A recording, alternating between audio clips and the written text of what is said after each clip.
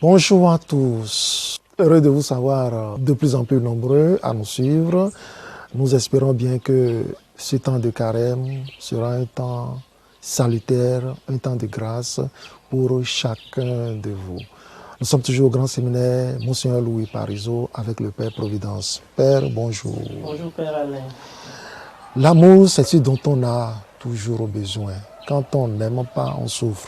Quand on n'est pas aimé, on souffre. Ce n'est pas pour rien que Saint Paul met l'accent sur l'amour. Dans la première lettre qu'il a écrite aux chrétiens de Corinthe, au chapitre 13, il a présenté un tableau. Il a peint un tableau de l'amour. Nous appelons d'ailleurs ce passage l'hymne à la charité, l'amour. Voilà. Et vous allez reprendre tout à l'heure le texte si vous le voulez bien.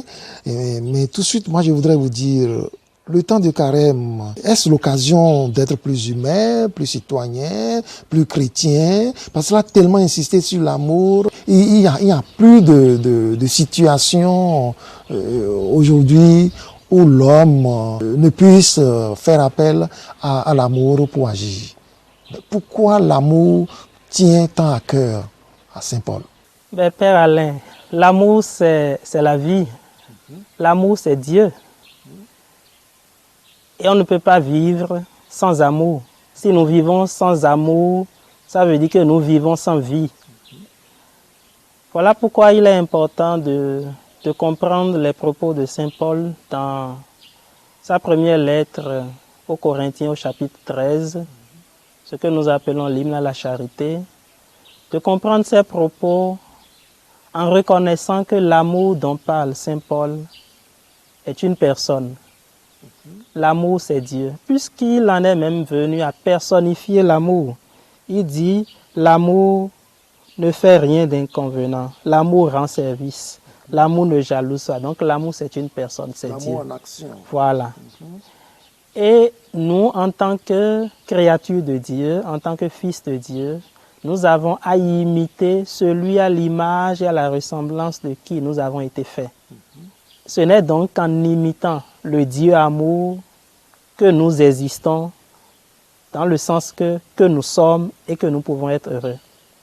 Et ce temps de carême doit pouvoir nous aider alors, en vivant de l'amour qu'est Dieu, à être plus humain, à être plus chrétien et à être plus social.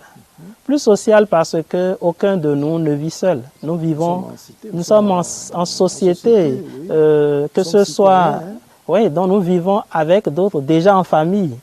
En famille, on n'est pas seul. Il y a le père, la mère et les enfants.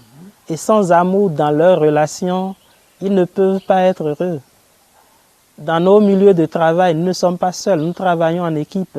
Et nous avons besoin de collaborer. Et ce qui permet de rendre notre collaboration, notre vivre ensemble plus vivable, si on peut parler en ces termes-là, c'est l'amour. Voilà, j'ai bien envie, Père Providence, de vous demander de nous reprendre cette séquence de Saint Paul où il insiste sur, il donne les qualificatifs de l'amour. Et dites-nous, ça pourrait nous permettre de mieux cerner ce que veut Saint Paul. Saint Paul dit donc, j'aurais beau distribuer toute ma fortune aux affamés, j'aurais beau me faire brûler vif. S'il me manque l'amour, cela ne sert à rien. Mais je voudrais déjà m'en arrêter là et en faire un commentaire. C'est curieux quand même que Saint Paul dise qu'on soit capable de bien, capable d'aider les autres, capable de se donner soi-même jusqu'à se faire brûler vif. Mais si cela est sans amour, cela ne sert à rien. L'amour doit donc être le fondement de toutes nos actions. Se donner et donner quelque chose aux autres ne doit pas nous faire nous centrer sur nous-mêmes.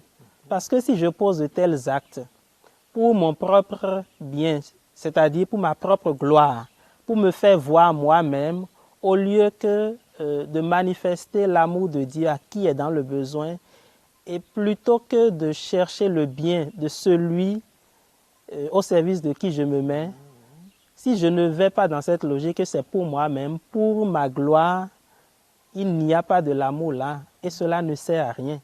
Voilà pourquoi Saint Paul ira loin en disant, voilà, l'amour ne se gonfle pas d'orgueil.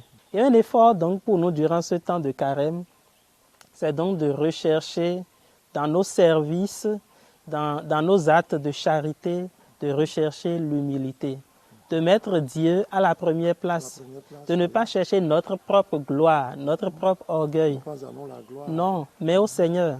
Et Saint Paul dit, l'amour prend patience, l'amour rend service, l'amour ne jalouse pas. L'amour prend patience. Je pense que sur ce point, nous aurons beaucoup d'efforts à faire durant ce temps de carême. L'amour prend patience et nous savons combien de fois nous perdons patience dans nos relations interpersonnelles parce que l'autre n'est pas encore au même niveau de compréhension que nous et nous ne savons pas être patients à son égard. C'est l'amour que nous lui portons et au nom même de l'amour de Dieu que je dois apprendre à être patient avec mon époux, à être patient avec mon épouse, être patient avec mes amis, être patient avec mes collaborateurs. S'exercer à cette patience-là, c'est faire preuve de notre foi en l'amour. En tout cas, merci Père Providence.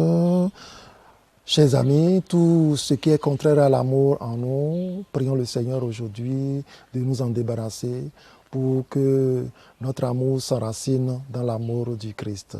Très bonne journée de prière à vous tous. Dis-moi Jésus, comment vivre le carême?